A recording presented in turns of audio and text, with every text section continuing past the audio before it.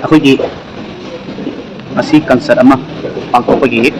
ꯌꯥꯝ ꯅꯨꯡꯉꯥꯏꯕꯒꯤ ꯅꯠꯇ꯭ꯔꯒ ꯑꯊꯧꯕꯒꯤ ꯏꯁꯩ ꯁꯛꯄ ꯑꯣꯏꯔꯁꯨꯀꯣ ꯂꯝ ꯈꯨꯗꯤꯡꯃꯛꯇꯗ ꯉꯁꯤꯁꯦ ꯃꯅꯤꯄꯨꯔ ꯊꯣꯛꯈ꯭ꯔꯁꯦ ꯃꯅꯤꯄꯨꯔ ꯋꯥꯏꯁꯦ ꯁꯥꯏꯗ ꯈꯤꯇꯪ ꯊꯝꯃꯒꯅꯦ ꯇ꯭ꯔꯤꯄꯨꯔꯥ ꯑꯗꯒꯤꯗꯤ ꯑꯁꯥꯝ ꯂꯝ ꯑꯇꯣꯞꯄꯗ ꯑꯊꯧꯕꯁꯤꯡ ꯐꯥꯁꯤ ꯇꯧꯗꯅ ꯍꯥꯠꯈꯤꯕꯒꯤ ꯕ꯭ꯔꯤꯇꯤꯁꯀ ꯃꯥꯌꯣꯛꯅꯔꯒ ꯂꯩꯈꯤꯗꯕ ꯁꯤꯕꯒꯤ ꯑꯋꯥꯕ ꯐꯣꯡꯗꯣꯛꯅꯕ ꯅꯨꯃꯤꯠꯅꯦꯕ ꯁꯦꯡꯅ ꯀꯣꯡꯁꯤꯁꯦꯀꯣ ꯑꯗꯨꯒ ꯑꯩ ꯈꯔꯁꯨ ꯄꯣꯏꯟ ꯑꯇꯣꯞꯄ ꯑꯩ ꯍꯥꯞꯆꯔꯛꯀꯦ ꯕ꯭ꯔꯤꯇꯤꯁꯅ ꯀꯔꯤ ꯊꯧꯗꯥꯡ ꯂꯧꯒꯦ ꯀꯔꯤ ꯂꯧꯒꯦꯅ ꯃꯈꯣꯏꯒꯤ ꯔꯦꯗꯤꯑꯣ ꯇꯧꯔꯤꯅꯦꯕ ꯇꯁꯦꯡꯅ ꯑꯩ ꯃꯅꯤꯡ ꯃꯈꯥ ꯑꯗꯨꯅ ꯑꯗꯨ ꯌꯥꯎꯏ ꯍꯥꯏꯕꯒꯤ ꯃꯊꯧꯗꯤ ꯇꯥꯗꯦ ꯚꯤꯗꯤꯑꯣ ꯃꯌꯥꯝ ꯑꯃ ꯑꯩꯒ ꯐ꯭ꯔꯦꯟ ꯑꯣꯏꯔꯤꯕ 90%ꯗꯤ ꯚꯤꯂꯦꯖ ꯚꯣꯂunteer ꯉꯥꯛꯇ ꯑꯣꯏꯒꯗ꯭ꯔꯥꯅ ꯈꯜꯂꯤ ꯑꯩꯒꯤ ꯐ꯭ꯔꯦꯟ ꯑꯣꯏꯕ ꯈꯨꯗꯤꯡꯃꯛ ꯑꯌꯥꯝꯕꯅ 90% ꯑꯣꯏꯒꯗ꯭ꯔꯥꯅ ꯈꯜꯂꯤ ꯑꯩꯒ ꯐꯦꯁꯕꯨꯛꯇ ꯅꯠꯇ꯭ꯔꯒ ꯑꯃ ꯇꯧꯕ ꯐꯣꯂꯣꯋꯔ ꯑꯃ ꯑꯣꯏꯔꯒꯁꯨ ꯑꯌꯥꯝꯕꯅ ꯃꯔꯩꯕꯥꯛꯀꯤꯗꯃꯛꯇ ꯇꯁꯦꯡꯅ ꯊꯨꯂꯥꯕ ꯃꯤ ꯃꯌꯥꯝ ꯑꯃ ꯌꯥꯎꯔꯤꯅꯦꯕ ꯑꯗꯣ ꯑꯩ ꯃꯅꯤꯡ ꯃꯊꯥ ꯑꯗꯨꯅ ꯑꯗꯨ ꯇꯧꯋꯦ ꯑꯗꯨ ꯇꯧꯋꯦ ꯍꯥꯏꯕꯒꯤ ꯃꯊꯧ ꯁꯨꯡꯇꯥ ꯇꯥꯗꯦ ꯑꯗꯨꯕꯨ ꯌꯥꯝ ꯊꯤꯅ ꯂꯩꯕꯥꯛ ꯃꯆꯥ ꯇꯥꯗꯦ ꯇꯁꯦꯡꯅ ꯄꯦꯟꯗꯦ ꯑꯩ ꯏꯁꯥ ꯐꯥꯎꯕꯗꯅꯦ ꯉꯁꯤ ꯀ꯭ꯂꯥꯁ ꯇꯧꯔꯣꯏꯅ ꯇꯧꯗ꯭ꯔꯤꯅꯤ ꯑꯩꯒꯤ ꯍꯩꯖꯕ ꯅꯣꯂꯦꯖ ꯐꯥꯎꯕꯗ ꯅꯈꯣꯏꯗ ꯄꯤꯔꯣꯏꯅ ꯉꯁꯤ ꯄꯤꯗ꯭ꯔꯤꯅꯦꯕ ꯉꯁꯤ ꯀꯔꯤꯒꯤꯅꯣ ꯍꯥꯏꯕ ꯃꯇꯝꯗ ꯑꯊꯧꯕ ꯅꯈꯣꯏ ꯃꯌꯥꯝꯗꯣ ꯉꯁꯤ 13 ꯑꯥꯒꯁꯇ ꯂꯩꯈꯤꯗꯕ ꯍꯥꯏꯕꯗꯤ ꯐꯥꯁꯤ ꯇꯧꯔ ꯍꯥꯠꯈꯤꯕ ꯅꯨꯃꯤꯠ ꯑꯗꯨꯒꯤ ꯅꯨꯡꯉꯥꯏꯇꯕ ꯐꯣꯡꯗꯣꯛꯄ ꯑꯣꯏꯅꯅꯦ ꯇꯁꯦꯡꯅ ꯑꯩ ꯉꯁꯤ ꯆꯥꯛ ꯆꯥꯗꯦ ꯐꯖꯗ꯭ꯔꯒ ꯑꯩꯒ ꯂꯨꯝꯕ ꯂꯩꯃꯤꯟꯅꯕ ꯑꯉꯥꯡ ꯃꯩꯇꯩ ꯃꯆꯥꯒ ꯂꯩꯃꯤꯟꯅꯔꯕꯅꯦ ꯑꯩ ꯆꯥꯛ ꯆꯥꯗꯦ ꯀ꯭ꯂꯥꯁ ꯐꯥꯎꯕ ꯂꯧꯗꯦ ꯆꯠꯂꯨꯏꯅꯤ ꯑꯩ ꯀ꯭ꯂꯥꯁ ꯑꯥꯗ ꯃꯤ ꯂꯧꯍꯜꯂꯤꯅꯤ ꯐꯖꯔꯣꯏ ꯖꯨꯔꯣꯒꯤ ꯌꯥꯝꯥꯗ ꯀꯣ ꯑꯩ ꯂꯧꯗ꯭ꯔꯤꯅꯤ ꯉꯁꯤ ꯑꯩ ꯂꯧꯔꯣꯏꯅ ꯃꯁꯤꯗ ꯑꯩꯅ ꯍꯥꯏꯅꯤꯡꯕꯗꯤꯀꯣ ꯑꯩ ꯀꯩꯁꯨ ꯅꯠꯇꯦ ꯃꯌꯥꯝ ꯁꯤꯒꯨꯝꯕ ꯋꯥꯁꯤ ꯇꯥꯅꯤꯡꯉꯝꯗꯕ ꯌꯥꯏ ꯃꯁꯤꯒꯨꯝꯕ ꯋꯥꯁꯤ ꯁꯤꯌꯔ ꯇꯧꯅꯤꯡꯗꯕ ꯌꯥꯏ ꯃꯁꯤꯒꯨꯝꯕ ꯋꯥꯁꯤ ꯅꯣꯏ ꯑꯩꯉꯣꯟꯗ ꯑꯦꯄ꯭ꯔꯤꯁꯤꯌꯦꯠ ꯇꯧꯔꯛꯄꯗꯕ ꯌꯥꯏ ꯑꯗꯨ ꯇꯁꯦꯡꯅ ꯑꯩꯈꯣꯏꯅ ꯂꯩꯕꯥꯛꯀꯤꯗꯃꯛꯇ ꯊꯣꯛꯂꯛꯈꯤꯕ ꯏꯔꯝꯗꯝꯒꯤꯗꯃꯛꯇ ꯑꯁꯨꯛ ꯀꯨꯏꯅ ꯇꯧꯔꯛꯄꯗꯅꯦ ꯑꯁꯤꯒꯨꯝꯕ ꯑꯃꯣꯠꯄꯗꯤ ꯉꯁꯤꯅ ꯑꯍꯥꯟꯕ ꯑꯣꯏꯒꯗ꯭ꯔꯥꯅ ꯈꯜꯂꯤ ꯑꯅ ꯐꯣꯇꯣ ꯃꯃꯥꯡꯗ ꯂꯩꯀꯠꯀꯦꯔꯥ ꯑꯃ ꯀꯠꯀꯦꯔꯥ ꯎꯠꯊꯣꯔꯛꯏꯕ ꯅꯦꯆꯔꯗꯨꯅꯅꯦ ꯇꯥꯛꯏꯕ ꯀꯩꯅꯣꯗꯨꯅꯅꯦ ꯌꯥꯝ ꯊꯤꯅ ꯏꯀꯥꯏꯖꯩ ꯃꯁꯤ ꯍꯥꯏꯔꯒ ꯑꯗꯨꯗꯤ ꯌꯥꯎꯔꯤꯕ ꯃꯤ ꯈꯨꯗꯤꯡꯃꯛꯅ ꯑꯩꯕꯨ ꯌꯦꯛꯅꯕꯗ ꯑꯣꯏꯅ ꯈꯟꯕꯁꯨ ꯌꯥꯏ ꯌꯦꯛꯅꯕ ꯈꯟꯒꯦꯗꯨ ꯈꯜꯂꯛꯄ ꯗꯔꯀꯥꯔ ꯇꯥꯗꯦ ꯑꯗꯨꯕꯨ ꯃꯣꯏꯅ ꯌꯦꯛꯅꯕꯅꯦ ꯈꯜꯂꯒ ꯑꯩꯅ ꯑꯗꯨꯗ ꯑꯁ ꯃꯤꯅ ꯇꯧꯕ ꯆꯨꯝꯃꯤ ꯑꯩ ꯁꯣꯔꯤ ꯍꯥꯏꯒꯗꯕ ꯃꯤꯁꯨ ꯅꯠꯇꯦ ꯃꯔꯝꯗꯤ ꯑꯩꯁꯨ ꯑꯩꯉꯣꯟꯕ ꯆꯥꯡꯗ ꯍꯣꯠꯅꯔꯤ ꯑꯗꯨꯅ ꯑꯩꯅ ꯉꯥꯡꯂꯤꯕ ꯁꯛꯏꯕ ꯍꯥꯏꯔꯤꯕ ꯑꯁꯤꯁꯦ ꯃꯤꯌꯥꯝꯗꯁꯨ ꯃꯦꯁꯦꯖꯅꯤ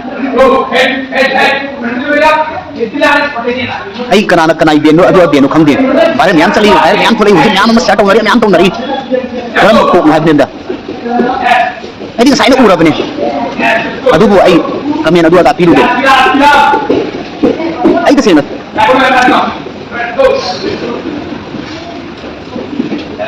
ꯋꯥꯈꯜ ꯌꯥꯎꯗꯦ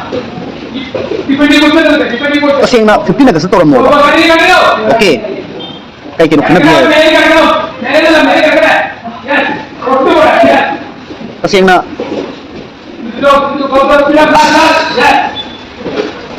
आइने ngaidiको सावगनो अथौबनिना थुलैबा नखोय मयामना मदुदा पार्टिसिपेट तौरगा एन्जॉय तौबा नखोय मयाम आइना उइके हाइरुबा ngamubagi ai right लेलिते अदुबु तसेंगना नखोय दियामना आइना सिबु तरपा यामनु थागलखिबा आइगी यामबो ओइगेरा इनाव ओइगेरा तसेंगना आइना इकाय खुमरपा मि मयाम अमसु आइ थेंगै याम थिना नुवाइते याम थिना फजदे तसेंगना हाइदे फ्रंट लाइन दा लैबा खुलाई पाइरगा इरमदम नागेना थुलैबा नखोयना सिगुम्बा नुमिसिदा अदुगुम्बा वखलोंदा चटलगा यावरगदी मदुगी वहंथोक्से करिनो 13 अगस्त सिगी पांथोकपगी अथौबनिना अखोयना थाजरा थमिबा नखोयबु वांगा थांगलिबसे कदाइदनोबा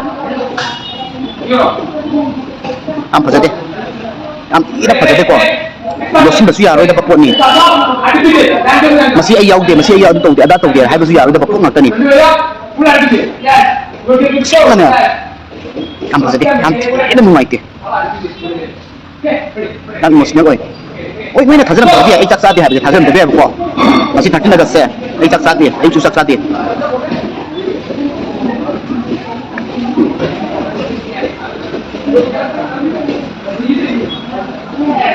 श्यामसम कमले मपारी ai kinom ta hijage aina atamna kana gumba ama si chali ada chali haiba adu ada kem leite chali ba mi duni chali ba leikat pachalu ba adu chalu ba tongan ba mani maduda enjoy ni chalu ba masai gi thingbangam ba makoi do tore phare ba tongja sum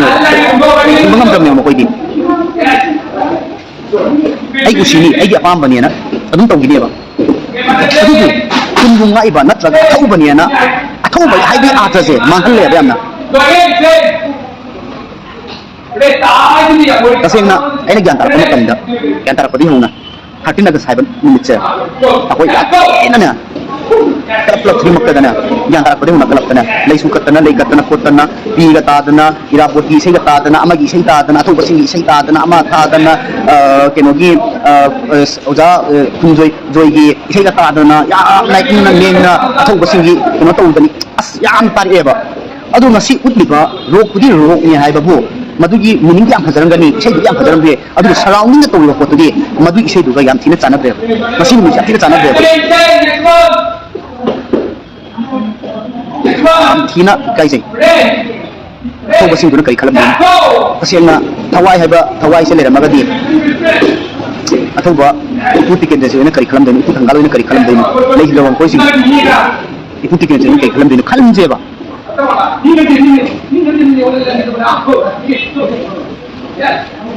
leader way ba miyam na sing masidi sing na ne leader sing na khawar piu kunum ta kidawre leader way ba any organization wa sanu any amount wa sanu leader sing na khawar piu masi hai na igi na ban yam tropadi ye adu yek na ba tropadi mi hai duna asigi 13 August kin misida atau basingi mayok ta tawriba ama oiro ejo takam ta go again up adar go adar yes go again go now go ready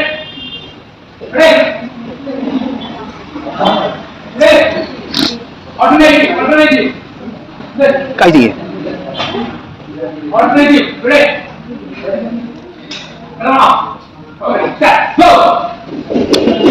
Saya ini Mangda. Putih kan dari itu tunggal dia ada jadi ama putut ni. Foto nak kira gak Asumna kan dah tak tu nak tahu lagi. Arwai dia.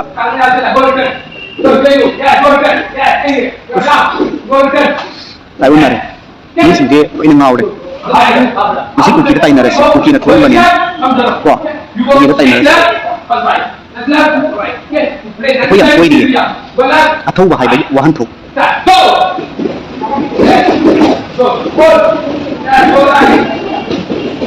mesti wahan thục sih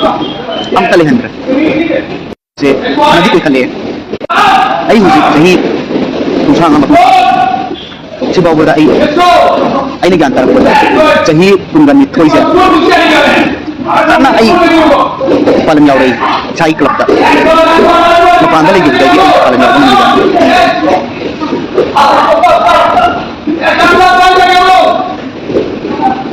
please kasi nangyari bak naram dam sila betul ko agadi aso basing bajidi ikai pun dadio ay ni tanong ni pun betul kaso kulai pagira pa beka 13 August madi ni ay bewa na chaga kimatum bure 14 August no halaw ko ko adu ko mo ba ay kem hayram dabiya ay 13 August dan ni Toubasidi tidak mau mati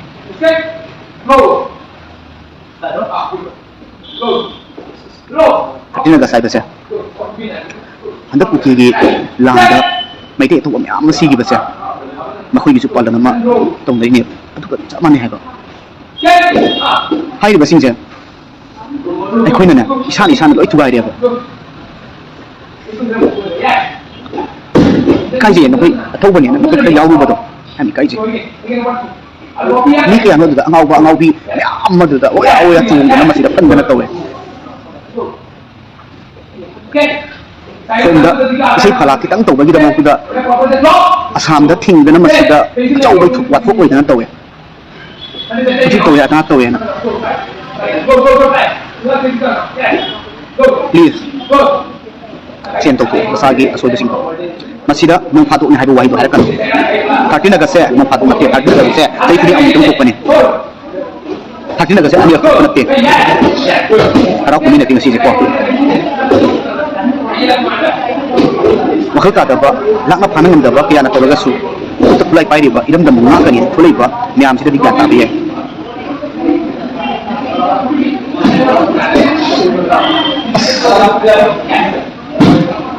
Waktu untuk kandang ni,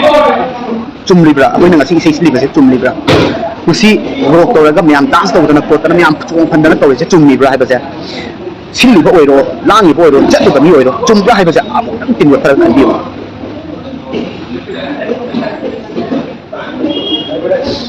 Cumlibra untuk kandang dia. Aigim ini yang nak jaga, aigim ini yang aku boleh jadi ngapi gani. Athouba. Aigi wakhan da jama plus percent lali ai base ai kami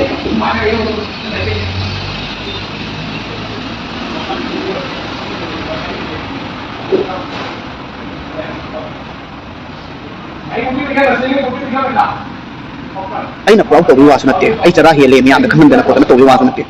akoi na le ba khushi se khushi mani ko man ba mani kheli amna isa duna ta chu de ngau jar ko ni Asumna, ay ihana sinaw niya na siya na form to laga ay tulakip tapi matong dalay pa kaya tulakan matong yaw aga wala na gupin daloy kaya tulakan oda ako na ningang palibak ning siga kuzik ningo ba siga si kakit na branto ay di kami sa niya dali ay mapandalay kaya laga sa still ako na libang siya siya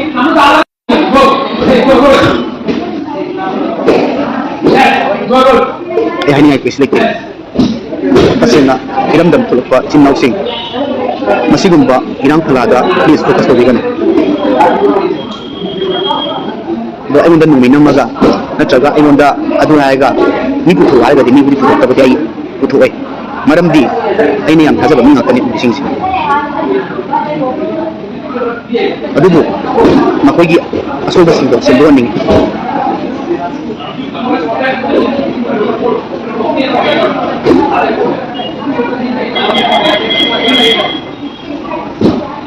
please yari ba makai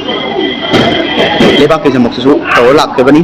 adu nong padu ni haidu wakan ja masi tadu piu masi haiba tang round de se nong padu na te ko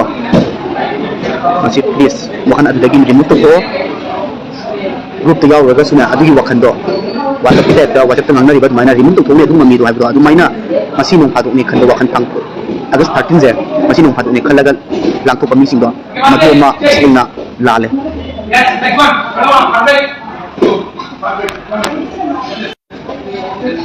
Kamde, ay taseng na ay ki pusi aki ba habile rakte ni ne di hay nay ay di miki like di miki taseng na ma hay jage ay ni na hat ki ba di ay di like layo ga ba sing ki adu mi di ki di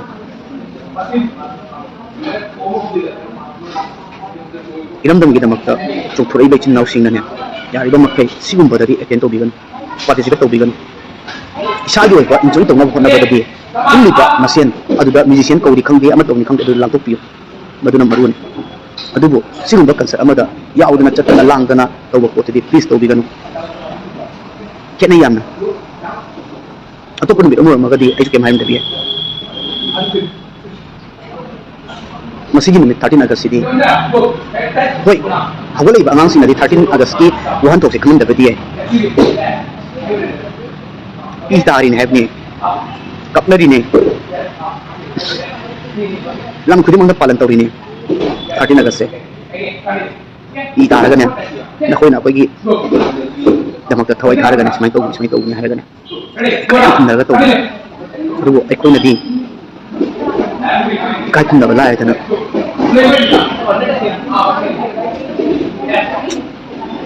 Dia mengatakan. Ini baju dia. Macam tak ada orang ikut balas. Betul. Aku dah tarik pasu ya. Masuk.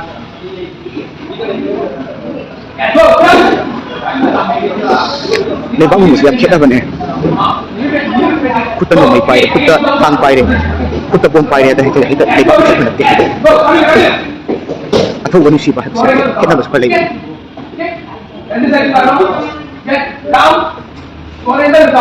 Kaya Toubasidi Mangda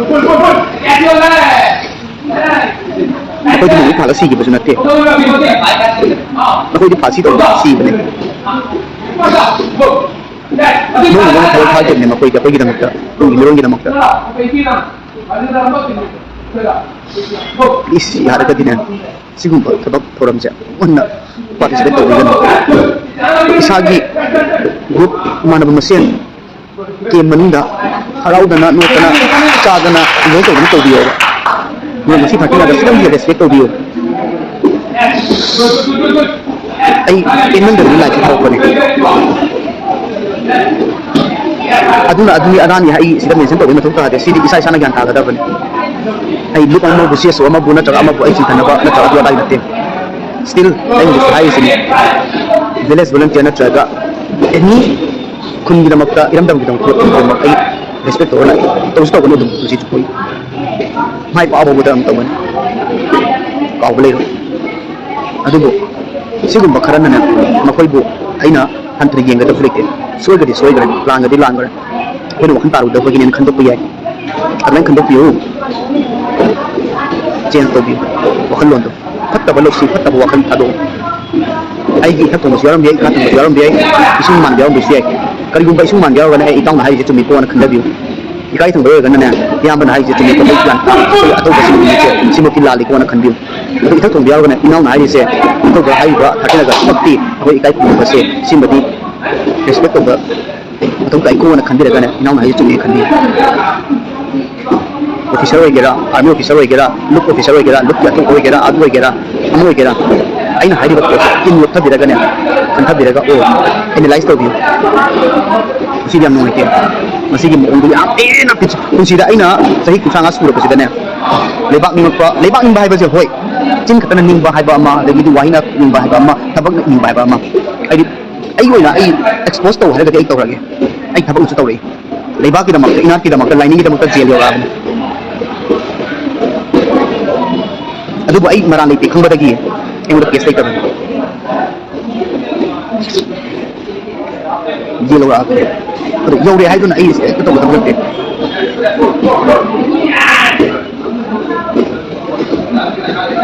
ai gì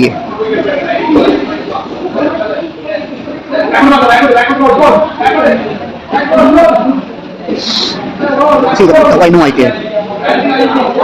kasi na kukisin na chinan nei rak pa siya so tino sit na torok pa yam na manipur kai no kunra pa siya masidagi hen na si thoi ba sina ai thamo ya tikri hen wai nuai te pare ai na hindi yaw ga so yam na apiu adubo ai ba yaw ke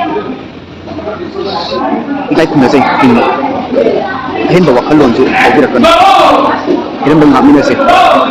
ai na ngam ba jaga ai ngak sagi na koi na ngam ba jaga na koi ma ti no musul na khang kani su san da sin doi ai na ne lam si da kari mayok logi hai ba se so ai na khang kani khang da su kai pen bai de adubo ai na kari mayok logi kari ro logi hai ba se one day ba khang kani mai masing tham da ba di ai kari khang sa da na kari wangang sa kari khang da ma wangang hai ba di ai no ma khang kani hai be ya ba hai be ya da nyam mus le doi aduba ai du to re na expose to to ni snap ke ai adu ngang re adu to re adu to hon re ada to on re adu to on re ai ba se ai na si hai ta ha re ga ne ai ta ha on re ga da snap ke ya adu ma pa ma ni snap ke adu no ma di khang kani please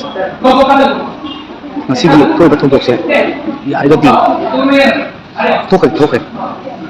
apa barum da lakna ba gi da makta so ki ba sin do ko pung ji thang de so ri ha ba se sila solution dia jika solution dia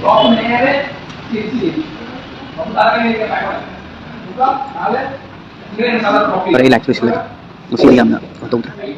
loksing ai na hari ba posida wakal loksan bangam magadi yam pare loksan bangam da bida nang atau kai lagi ada gari ai nang ga fight ro piye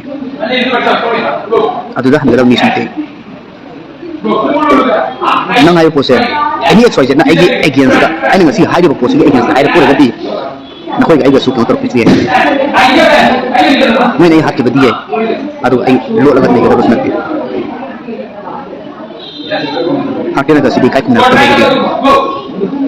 di tinan mai masih kan haja ki aina respect ko nam se ai ki shnati ai mere so ko da mu mangza de biya aina na ko kai kun na da na ko da mangza da biya adu ko ai me numai ki da ba ba se noi ka ya na numai da mo da ba se ki an khanda da kana ai mun da chengin bal nang bale ko so hai biro yam numai ki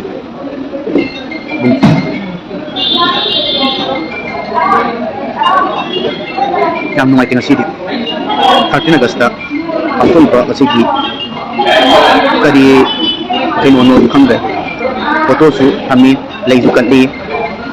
surrounding da roi bi da ni yang chong pan nan to yong dong na